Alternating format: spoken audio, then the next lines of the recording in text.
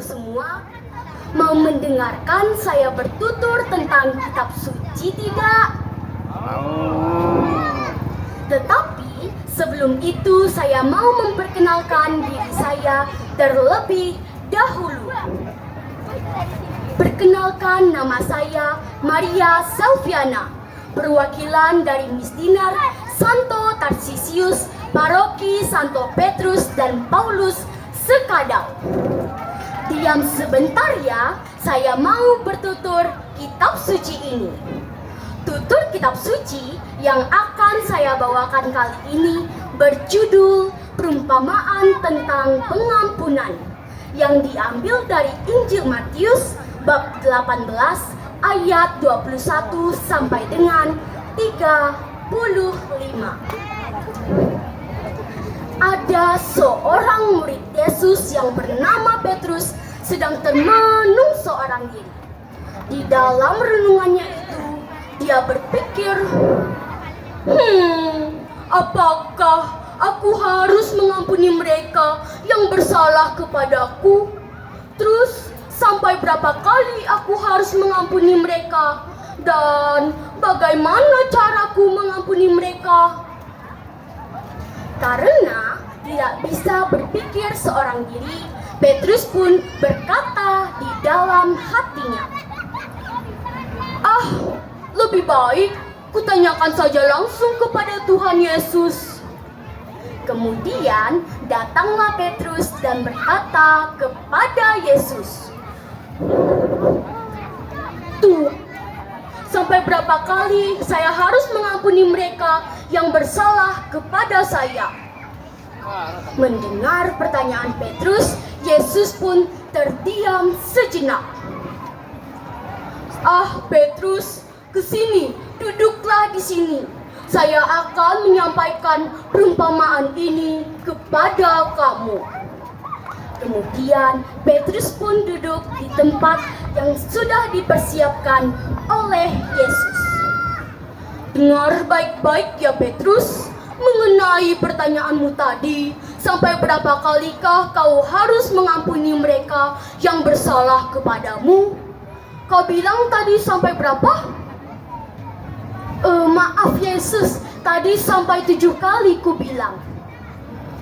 Bukan, aku berkata kepada engkau Petrus, bukan sampai 7 kali, melainkan sampai 70 kali 7 kali.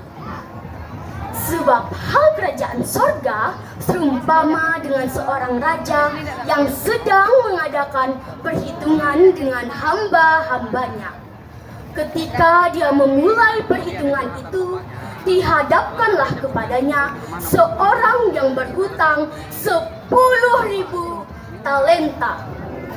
Tetapi karena orang itu tidak mampu melunaskan hutangnya, raja itu memerintahkan supaya hamba itu dijual beserta anak istrinya dan miliknya untuk membayar hutangnya. Maka sujudlah hamba itu dan memohon kepada dia, "Sabarlah dahulu, segala hutangku akan kulunaskan." Maka tergeraklah hati raja itu oleh belas kasihan akan hamba itu, sehingga dia membebaskan dan menghapuskan hutangnya.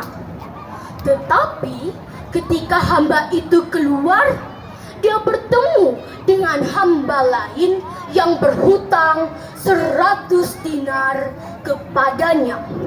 Ditariknya dan dicekiknya kawannya itu. Katanya, Hei, bayar hutangmu." Maka sujudlah kawannya itu dan memohon kepada dia, "Sabarlah dahulu kawanku, sabarlah dahulu, hutangku itu akan kulunaskan, sabarlah dahulu." Tetapi Dia menolaknya dan menyerahkan kawannya itu ke dalam penjara sampai dilunaskannya hutangnya. Melihat itu, kawan-kawannya yang lain sangat sedih dan menceritakan segala yang terjadi kepada tuan mereka. Raja itu memerintahkan supaya memanggil orang itu dan berkata kepada dia, "Hai hamba yang jahat, hutangmu telah kuhapuskan. Bukankah engkau harus mengasihi kawanmu seperti aku mengasihi engkau?" Maka marahlah raja itu dan menyerahkannya kepada Algojo sampai dilunaskannya seluruh hutangnya. Maka Bapakku yang di sorga akan berbuat demikian terhadap kamu apabila masing-masing dari kalian tidak mengampuni saudaramu dengan segenap hatimu. Dewan juri, teman-teman, Bapak, Ibu, saudara-saudariku, pesan dari cerita ini untuk kita semua adalah: 1. Yesus mengajarkan kepada kita untuk saling mengampuni tanpa batas seperti yang diajarkannya dalam doa Bapa kami. Ampunilah kesalahan kami seperti kami pun mengampuni yang bersalah kepada kami. 2. Sebagai umat beriman, kita tidak boleh membalas kejahatan dengan kejahatan, tetapi balaslah kejahatan dengan kebaikan. 3. Kita harus saling mengasihi dan memberi maaf kepada orang yang bersalah kepada kita. 4. Dan yang terakhir, kita harus rajin belajar, bekerja, dan berdoa agar Tuhan senantiasa membimbing setiap langkah perjuangan di dalam hidup kita semua. Saya Maria Selviana, mohon maaf jika ada tutur kata, tingkah laku saya yang kurang mengenakan.